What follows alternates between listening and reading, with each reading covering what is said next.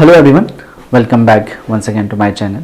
आज का जो हमारा टॉपिक है that we are going to discuss today is gender. ठीक है ना, इम्पॉर्टेंट टॉपिक है। इसके अंदर कई सारे कंसेप्ट्स हैं, कुछ टर्म्स हैं, 7-8 टर्म्स, उनको हमें स्टडी करना है। ठीक है ना, उसके बाद at the end of the video हम कुछ प्रीवियस ईयर क्वेश्चंस को डिस्कस करेंगे जो पहले से पूछे गए हैं। और इम्पॉर्टेंट टॉपिक है, हर बार 2 से 3 क्वेश्चन सीटेट के एग्ज़ाम में हर बार इस टॉपिक से पूछे जाते हैं। ठीक है, सो लेट्स बिगिन। सो जब भी जेंडर की बात आती है तो सेक्स और जेंडर में अक्सर लोग कंफ्यूज होते हैं, दोनों को सेम समझते हैं, जबकि दोनों जो हैं वो अलग टर्म्स हैं, सेक्स एंड जेंडर। सेक्स क्या है? This is a biological construct. Sex is a biological construct.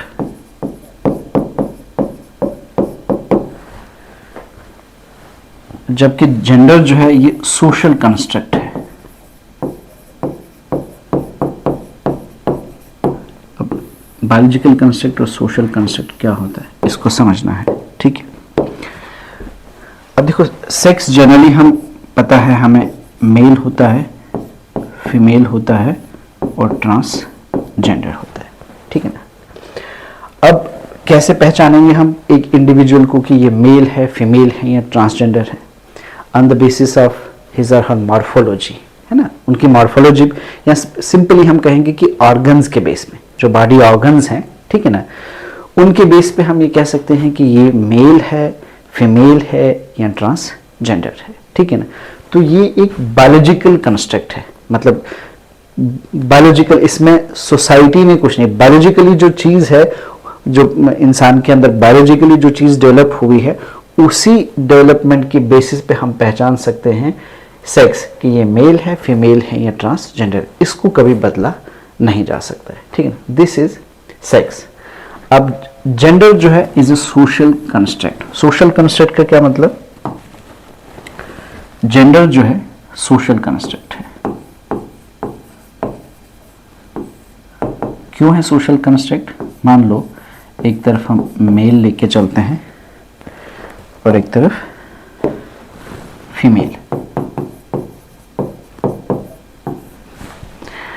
अब जब भी मेल की बात आती है तो सोसाइटी ने हमें क्या बताया? मेल किसे कहते हैं? कुछ खासियतें उसकी। मर्द वो होता है जो स्ट्रांग होता है,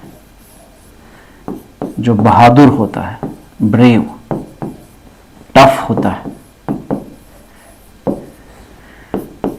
घर के लिए जो कमाई करता है, ब्रेड विनर। ठीक है ना, हम जनरली बात कर रहे हैं। ठीक है ना, किसी सोसाइटी में ऐसा हो सकता है या समाज बदल रहा है, ठीक है ना, लेकिन हम जनरली अगर देखें तो घर के जो रोजगार का जिम्मा है वो मर्द के ऊपर आता है हमारी सोसाइटी में। ठीक है, शादी भी जब होती है तो पहले पूछा जाता है लड़का क्या करता है, कमाता है कि नहीं कमाता है। ठीक है ना, तो मर्द की पहचान है, ये चीज़ें उसकी पहचान है, उसका स्ट्रांग होना, उसका बहादुर, उसका टफ होना, कमाई करना, घर की जो भी ज़रूरत की चीज़ें हैं ये किसके ज़िम्मे हैं? मर्द के ज़िम्मे है। ठीक है ना, उसके बाद लेस इमोशनल होना। लेस इमोशनल, उतना ज़्यादा इमोशनल नहीं। जो घर के फैसले होते हैं, डिसीजन मेकर हम कह सकते हैं, कौन होता है? मर्द होता है। डिसीजन मेकिंग उसी के हाथ में होती है। अमिताभ बच्चन की मूवी देखी होगी सबने, मर्द को दर्द नहीं होता। ठीक है ना, तो मतलब इनसेंसिटिव टू पेन। ठीक है, बहुत मुश्किलातें आती हैं लेकिन झुकता नहीं, ऐसी धारणा है। ठीक है ना, ऐसी धारणाएं हैं। ठीक है, कि इनसेंसिटिव टू पेन है, या हम ऐसे कहते हैं boys don't cry, sorry boys don't cry, लड़के रोते नहीं। ये पहचान है। अब ये पहचान बायोलॉजिकली है? नहीं है। पैदा होने से है? नहीं है। ये पहचान किसने दी? समाज ने हमें दी। That's why social construct. ये जेंडर है, जेंडर जो है एक सोशल कंस्ट्रक्ट है। समाज ने बताया कि जो मर्द है, मेल है, लड़का है, वो ऐसा ऐसा होता है।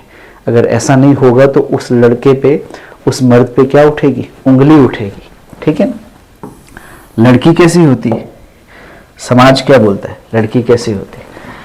ये ब्रेड विनर होता है, लड़की केयर गिवर होती है, ठीक है ना, बड़ी केयरिंग होती है, ठीक है, लेकिन डिपेंडेंट होती है। क्या होती है? डिपेंडेंट, बहुत ज्यादा इमोशनल होती है, बहुत ज्यादा इमोशनल, मोर इमोशनल, सेंसिटिव बहुत होती है, इमोशनल होती है, इसलिए डिसीजन मेकर अच्छी नहीं होगी, ठीक है ना। इसलिए लड़की जो है वो फैसले जो है, कई बड़ी बड़ी पंचायतें होती हैं, कुछ होती हैं, तो उसमें लड़कियों को, जबकि रिजर्वेशन है, पंचायती राज वो अलग चीज़ है, लेकिन सोसाइटी में आप देखो कि बड़ी पंचायत बैठती है, बड़े फैसले होते हैं, तो उनको ज़्यादा उसमें इन्वॉल्व नहीं किया जाता है, ठीक है। आप मूवीज़ में भी देखते हो, है ना, इनको नाजुक समझा जाता है, टेंडर, ठीक। इसलिए आपने देखा होगा कि कोई लड़का अगर नाजुक होगा, ब्रेव नहीं होगा, डरपोक होगा, तो क्या बोला जाएगा उसे? तुम जाके चूड़ियां पहनो, तुमसे तो होने वाला नहीं है। तो मतलब चूड़ियां पहनना इसकी पहचान है। अगर ये खासियतें इधर आ गई तो इसको बोलेंगे तू भी चूड़ियां पहन, ठीक। तो मतलब ये जो है ये बायोलॉजिकली नहीं है, ये समाज ने हमारे अंदर एक धारणा पैदा कर दी है कि लड़का ऐसा होता है, लड़कियां ऐसी होती है, औरत ऐसी होती है, मर्द ऐसा होता है, मेल ऐसा होता है, फीमेल ऐसा होता है। जबकि बहुत सारी चीज़ें यहाँ जो है ये यहाँ हो सकती है और यहाँ की चीज़ें यहाँ हो सकती हैं, ठीक है। तो दिस इज जेंडर, ठीक है। तो ये जो है ये नेचुरली नहीं है, ये इनबॉर्न नहीं है, ये समाज ने थोपा है। समाज की एक बुनी हुई सोच है कि मर्द को ऐसा होना चाहिए, औरत को ऐसा होना चाहिए, ठीक है। अब this is the difference between sex and gender. अब मसला जो है, मसला ये नहीं है, मसला ये है कि जेंडर के बेसिस पे क्या होती है? डिस्क्रिमिनेशन होती है। इशू वो है, ये जो जेंडर डिस्क्रिमिनेशन है, ऐसी जो धारणाएं हैं, जिन धारणा के बेस पे हमने जेंडर को अलग कर रखा है, मर्द और औरत को, इससे समाज का जो हमारा एक आधा तबका है, आधी पॉपुलेशन जो है फीमेल के रूप में, वो सफ़र हो रही है, ठीक है ना। उससे बहुत सारे हक छीने गए हैं, छीने जा रहे हैं। राइट्स, अपॉर्चुनिटीज़, बेनिफिट्स इक्वल नहीं मिली है, जैसे एक जेंडर को मिली है वैसे उनको नहीं मिली। तो ये जेंडर डिस्क्रिमिनेशन है, ठीक है। ये एक इशू है जो किसी भी हेल्दी सोसाइटी के लिए अच्छा नहीं। अब जेंडर डिस्क्रिमिनेशन क्या होता है? जब आप अपॉर्चुनिटीज़ को, जब आप राइट्स को, हकूक को, जब आप बेनिफिट्स को डिनाई करते हो, नहीं देते। क्यों? जेंडर डिस्क्रिमिनेशन, जेंडर के बेस पे कि नहीं इसको ये चीज़ मिलेगी, इसको ये चीज़ नहीं मिलेगी। मिसाल के तौर पर एक पेरेंट है, ठीक है ना, एक पेरेंट है, उनके दो बच्चे हैं, ठीक, एक लड़का है एक लड़की है। लड़की 12th में पहुंची तो उसे बोला बेटा हमारे घर की जो सोशो इकोनॉमिक कंडीशन है वो अच्छी नहीं है, ठीक है ना, माल पानी अपने पास अच्छा नहीं है, इसलिए अब आप स्कूल नहीं जाओगे। जबकि लड़के को कॉलेज में एडमिशन दिलाए, चाहे वो उधार लेके भी दिलाना पड़े। क्यों? समाज ने उनके जहन में एक कंसेप्ट डाला है, एक धारणा डाली है, क्या? कि जो लड़की है वो पराया धन है और लड़का घर का चिराग है। अगर लड़की पे इन्वेस्ट करेंगे तो इससे हमें क्या फ़ायदा होने वाला है? कल को दूसरे के घर जाएगी, उधर इसका फ़ायदा होगा, इसलिए हमें ज़्यादा इन्वेस्ट करने का फ़ायदा नहीं। लड़का हमारे साथ रहेगा, उसका फ़ायदा। जबकि ये चीज़ें ज़रूरी नहीं है। समाज में आज कौन किसके साथ कितना है सब लोग देखते हैं, लेकिन फिर भी हम लोग इससे मुतासिर होते हैं, क्योंकि हम सब लोग वही तो हैं, वी आर सोशल बीइंग। समाज जो हमें सिखाती है हम वही तो बनेंगे, ठीक है। तो हमें खुद भी नहीं पता चल रहा होता, जैसे मछली को पता नहीं चल रहा होता वो पानी में तैर रही, इस तरह हमें भी पता नहीं चल रहा होता कि हम इस समाज में तैर रहे हैं। हमें पानी जहाँ जैसे मछली को घुमाता है वैसे समाज भी हमें घुमा रहा है, लेकिन हमें खुद पता इस चीज़ का नहीं होता, ठीक है ना। तो दिस इज जेंडर डिस्क्रिमिनेशन। अब लड़के को प्रेफरेंस दी जा रही है, ठीक है ना, लड़की को रोका जा रहा है, मतलब उसको अपॉर्चुनिटी नहीं दी, उसको उसकी ग्रोथ, उसकी ज़िंदगी में अपॉर्चुनिटीज को रोक दिया, उसके फ़ायदे रोक दिए। क्यों? क्योंकि वो एक अलग जेंडर से है और लड़का एक अलग जेंडर से है। This is called gender discrimination. अब कैसे होती है जेंडर डिस्क्रिमिनेशन? इसका एवोल्यूशन, थोड़ा सा हम उसको एवोल्यूशन को देखेंगे। आपको पता, जब ह्यूमन हिस्ट्री में अगर हम देखेंगे तो जब सिविलाइजेशन शुरू हुई, मतलब पहली जो सोसाइटी बनी है that is hunting and gathering society, that is hunting and gathering society. Hunting means शिकार करना, गैदरिंग मीन्स इकट्ठे करना, चीजों को इकट्ठे करना। अब क्या होता था, हंटिंग जो पहली सोसाइटी जो थी, ट्राइबल सोसाइटी थी, हंटिंग मेल करते थे, गैदरिंग फीमेल करते थे। अब क्यों करते थे, ये नहीं उन्होंने सोचा था कि औरत नाजुक है तो इसको गैदरिंग दे दो, और मर्द एडवेंचरस सख्त है इसको हंटिंग दे दो, नहीं। औरत, जैसे आजकल के दौर में एक स्लोगन है ना कि हम दो हमारे दो, कम ही बच्चे अच्छे, ठीक है। उस टाइम पे वो नहीं, उस टाइम पे कंपटीशन रहता था कि किस तरह से हम अपनी नस्ल को ज़्यादा बढ़ाएं, और नस्ल कैसे बढ़ेगी, जब औरत जो है, फीमेल जो है वो रिप्रोड्यूस करेगी, और जब वो रिप्रोड्यूस करेगी तो उसके लिए वो प्रेग्नेंट होती थी।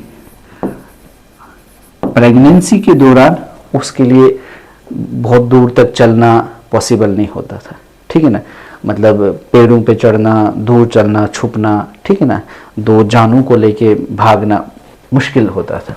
इसके साथ प्रेगनेंसी के बाद जब डिलीवर भी हो जाती थी तो तब उसका दूसरा काम होता था ब्रेस्ट फीडिंग, उस टाइम भी उसके लिए ये चीज़ मुश्किल हो जाती थी।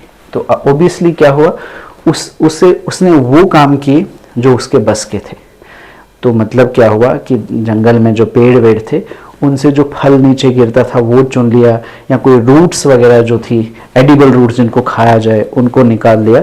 तो ये वो काम करती थी, और जो मर्द हजरात थे, मेल मेंबर्स, वो हंटिंग के लिए निकल जाते थे।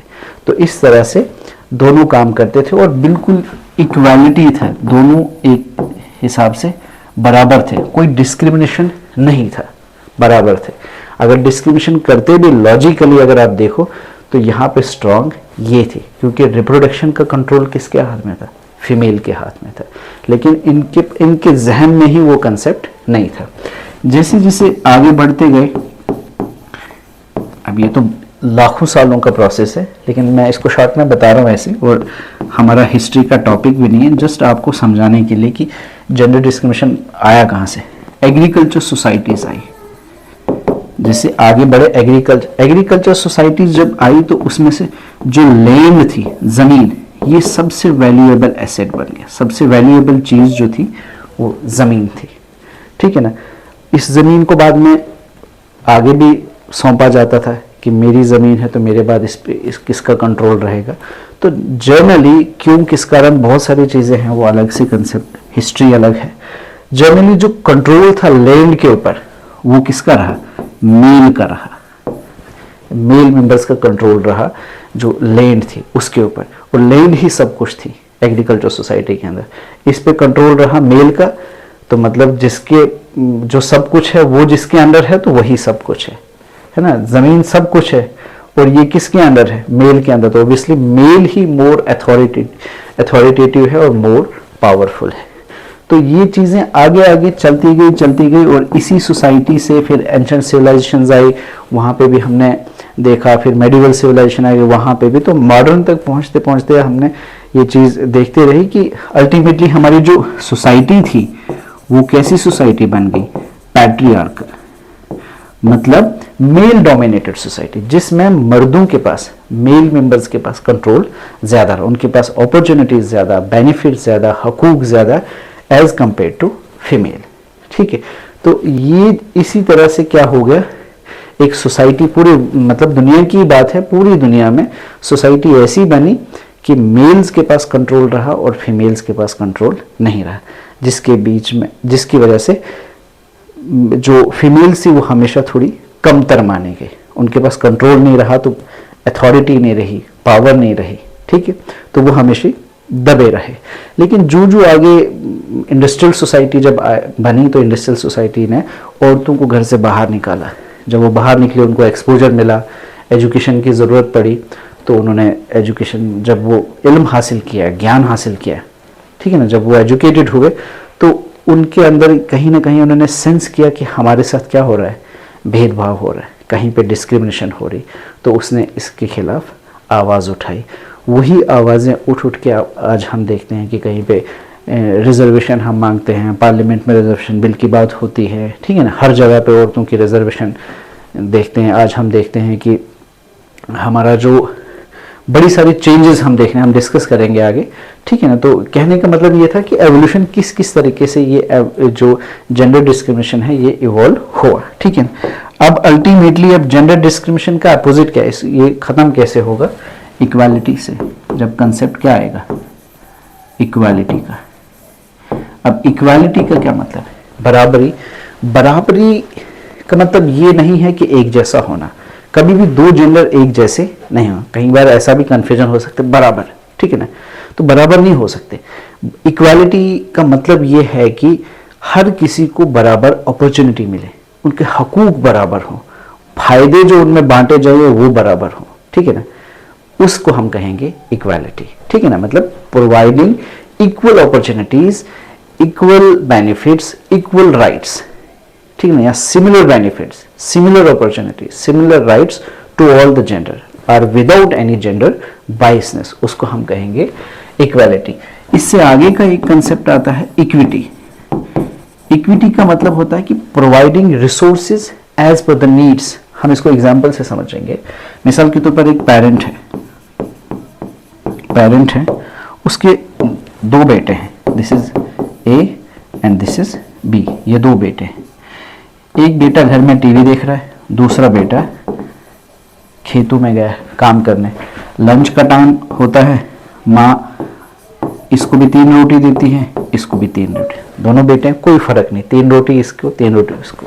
This is called equality. इसको क्या बोलेंगे, इक्वालिटी। लेकिन चूंकि ये घर में बैठा था, इसने कुछ काम नहीं किया, इसकी कैलोरीज कम बर्न हुई, तो इसको 3 की जरूरत नहीं थी, इसको 2 ही की जरूरत थी।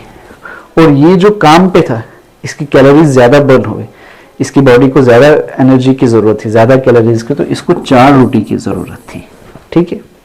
तो अगर इसको 2 दी जाए, इसको 4 दी जाए, इसमें ये तो सेटिस्फाई, या इसको एक्स्ट्रा मिल गई, ये सेटिस्फाई नहीं हुआ, इसमें ये भी सेटिस्फाई, ये भी सेटिस्फाई। इस कंसेप्ट को बोलेंगे इक्विटी।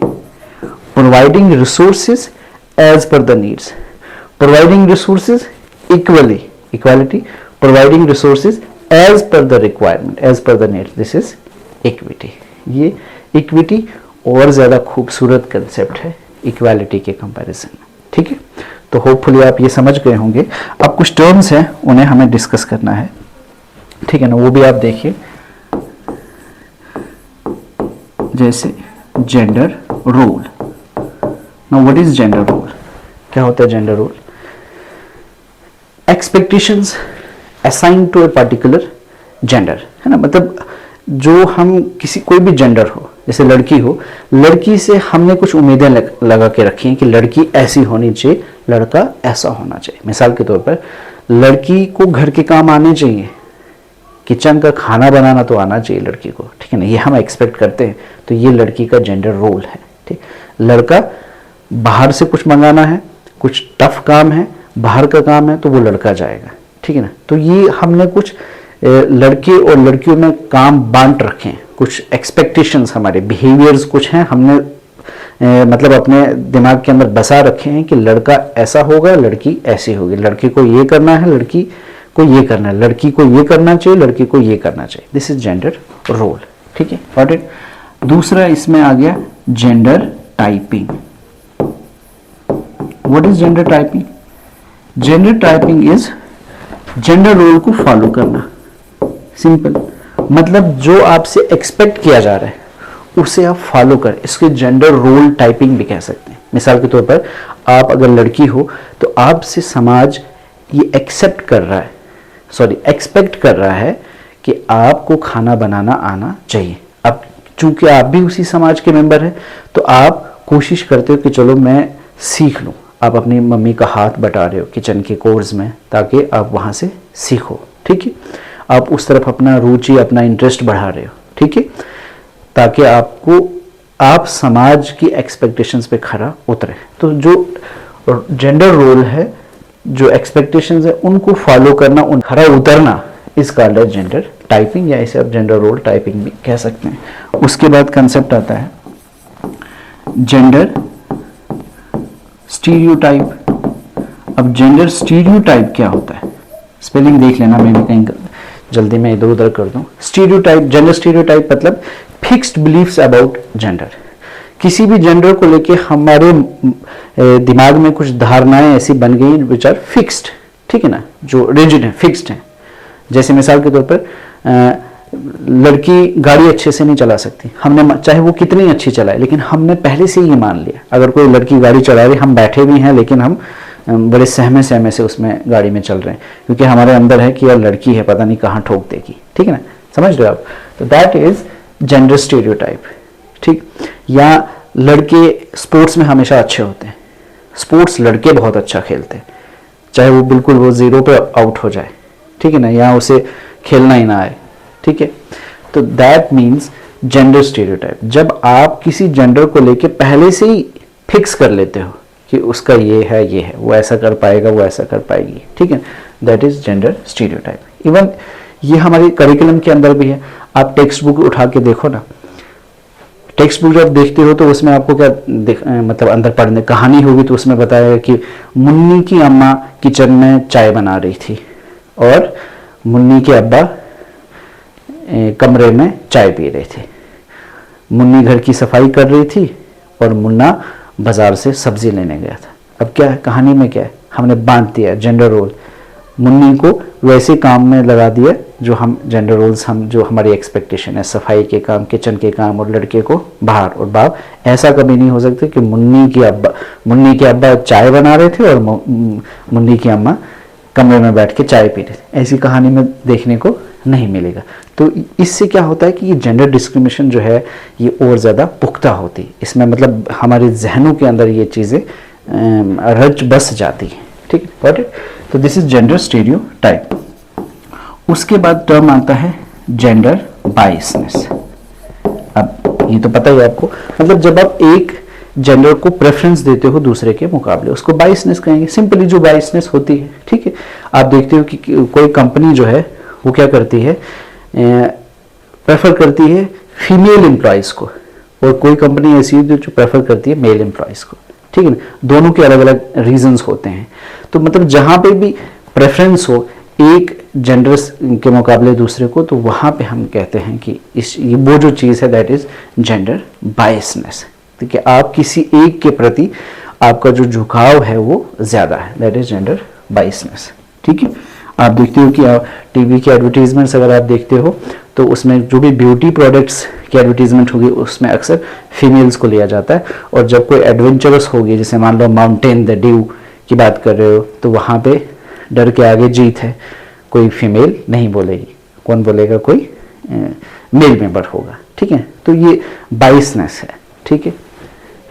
उसके बाद एक और टर्म है gender sensitivity. Gender sensitivity mean gender sensitive होना। जेंडर सेंसिटिव होना क्या मतलब है कि आप अगर जेंडर सेंसिटिव हो तो आप जो भी बात करते हो बहुत एहतियात से करते हो, जिससे किसी का दिल ना दुखे।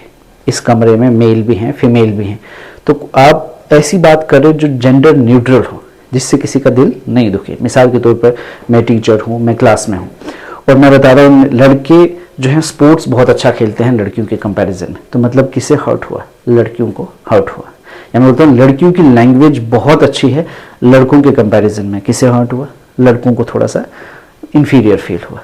तो मतलब मैं जेंडर सेंसिटिव नहीं। अब देखो इसी सेंटेंस को ऐसे बोलता हूँ कि स्पोर्ट्स में, लैंग्वेज में कोई भी अच्छा हो सकता है जो डेडिकेटेड हो, जो हार्ड वर्किंग हो, चाहे वो लड़की हो लड़का हो, ठीक है।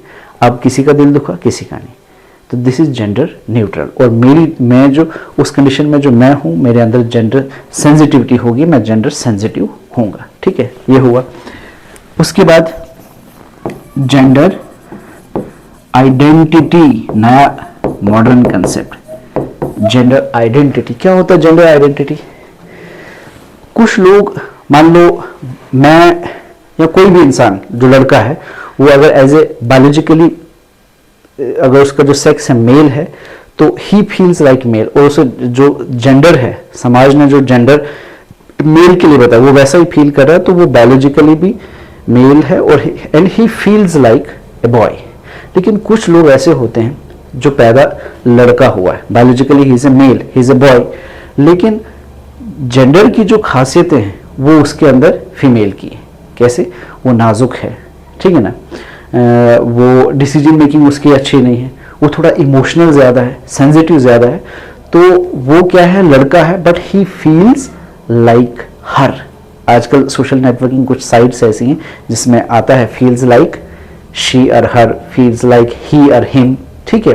तो बहुत सारे ये एक, क्योंकि ये एक नया कंसेप्ट है कि आपकी आइडेंटिटी क्या है।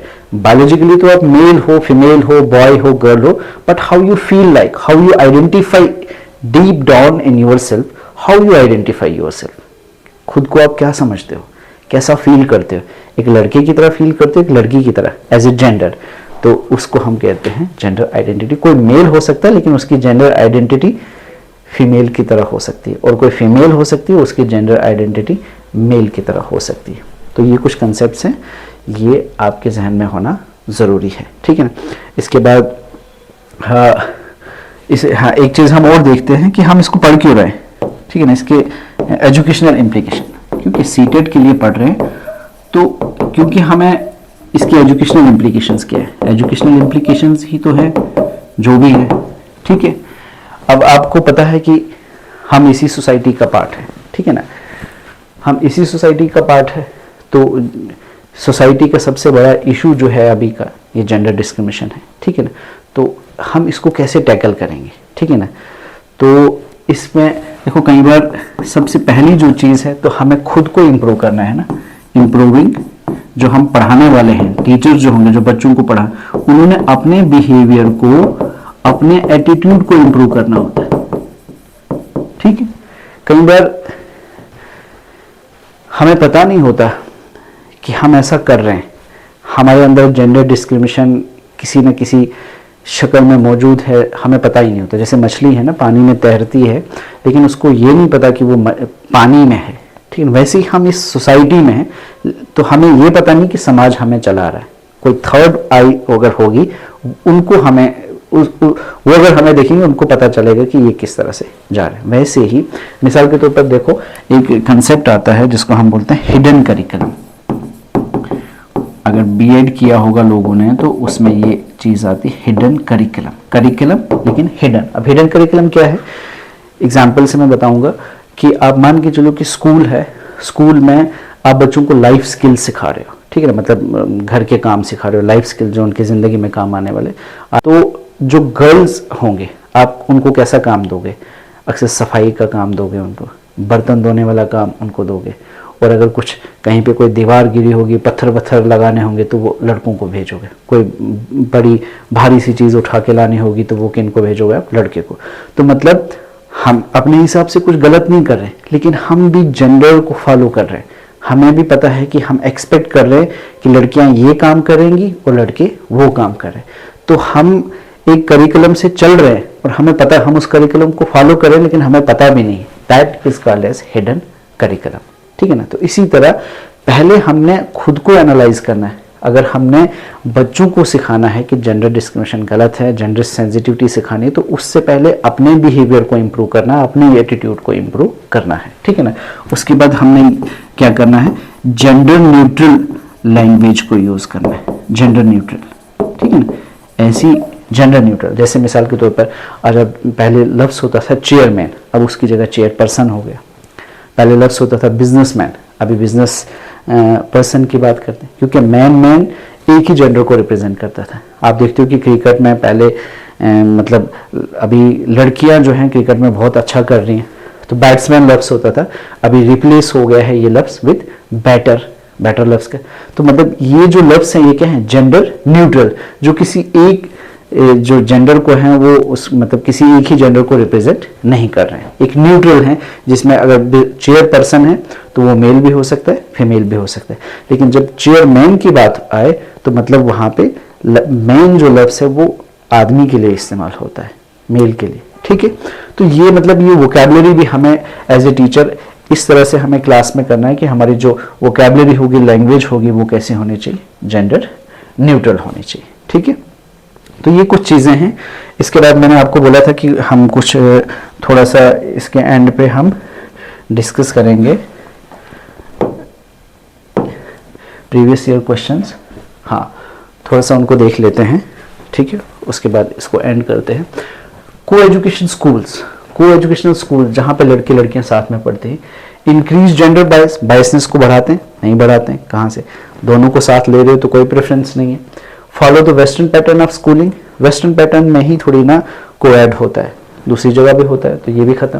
Promote gender equality, gender equality को प्रमोट करते हैं, बिल्कुल करते हैं, इसीलिए एक जेंडर को भी बुलाया, दूसरे जेंडर को भी बुलाया, तो मतलब ये दोनों को बराबर समझते हैं, तो इसका आंसर सी होगा। Next, sex refers to dash dash attributes of being male and female while gender refers to, ठीक है, sex refers to biological attributes, हमने पहले बोला था कि सेक्स क्या है, biological construct, and gender refers to social construct, तो ये फिजिकल है, ये नहीं आएगा, ये बायोलॉजिकल सोशल, ये ठीक है, सोशल वाले ये तो नहीं आएगा क्योंकि पहले बायोलॉजिकल, तो इसका बी पार्ट, ये मैंने पहले ही आपको बता दिया था। उसके बाद ये क्वेश्चन सीटेट के एग्जाम में पूछे गए। ए टीचर सेज, एक टीचर है वो क्लास में क्या कहता है, boys are naturally better at mathematics than girls, कि लड़के जो हैं मैथमेटिक्स में नेचुरली अच्छे होते हैं गर्ल्स के मुकाबले। अब उसकी स्टेटमेंट में क्या झलक रहा है, क्या रिफ्लेक्ट हो रहा है, जेंडर इक्वालिटी, नहीं, उसने तो इक्वालिटी की बात ही नहीं की। जेंडर बायस, उसने जेंडर बायसनेस की बात की ना, लड़कों को अच्छा बोला लड़कियों के कंपैरिजन में, प्रेफरेंस दिए उनको, ठीक है ना, तो जेंडर बायस है। जेंडर न्यूट्रलिटी भी नहीं, जेंडर सेंसिटिविटी भी नहीं, उससे उसकी वजह से तो लड़कियों का दिल दुखा, तो सेंसिटिविटी, न्यूट्रलिटी मतलब किसी को फर्क ना हो वो भी नहीं, इक्वालिटी भी नहीं, तो जेंडर बायस। उसके बाद नेक्स्ट जो है that is a class 8 text book shows women as teacher maids and man, अच्छा एक क्लास 8 की एक बुक है जिसमें औरतों को कैसा दिखाया है, टीचर्स, मेड्स, और मेन को कैसा दिखाया है, डॉक्टर्स, पायलट्स, ठीक है ना। तो अब ये क्या है, ये स्टीरियोटाइपिंग है ना, हम औरतों को देखिए औरत के लिए टीचर अच्छा है, नर्स अच्छा है, मेड अच्छा है, ठीक है ना, तो पायलट्स वगैरह के लिए लड़कियों के लिए ठीक नहीं है, जबकि ऐसा आज नहीं है, मतलब अगर ऐसा है टेक्स्ट बुक में, अगर ऐसा है तो मतलब उन्होंने क्या चीज बताया, एक स्टीरियोटाइपिंग में फिक्स्ड बिलीफ पहले से ही दिखाया गया है कि ऐसे इक्वालिटी भी नहीं है, सेंसिटिविटी भी नहीं है, न्यूट्रलिटी भी नहीं। इक्वालिटी पता है आपको क्या है, सेंसिटिविटी पता है जहां किसी का दिल ना, न्यूट्रलिटी मतलब वो भी वही बात है कि किसी की ना अच्छे ना बुरे, किसी को इंपॉर्टेंस नहीं दी गई। उसके बाद ए टीचर टेल्स बॉय, एक जो टीचर है वो लड़कों को कहता है don't behave like girls, girls की तरह बिहेव नहीं करो। व्हाट डज इट मीन, ये जेंडर सेंसिटिविटी नहीं, वो बोल रहा लड़कियों की तरह बिहेव नहीं करो, तो जेंडर सेंसिटिविटी तो है ही नहीं। रेनफोर्समेंट ऑफ जेंडर रोल्स, अब सही में उस टीचर ने पहले से ही लड़कों के काम और लड़कियों को काम को बांट के रखा हुआ है, उनके रोल्स को बांट के रखा, ऐसा बोलने से वो उनको और पुख्ता कर रहा है, तो this is reinforcement of gender roles. Equality और न्यूट्रलिटी तो है ही नहीं।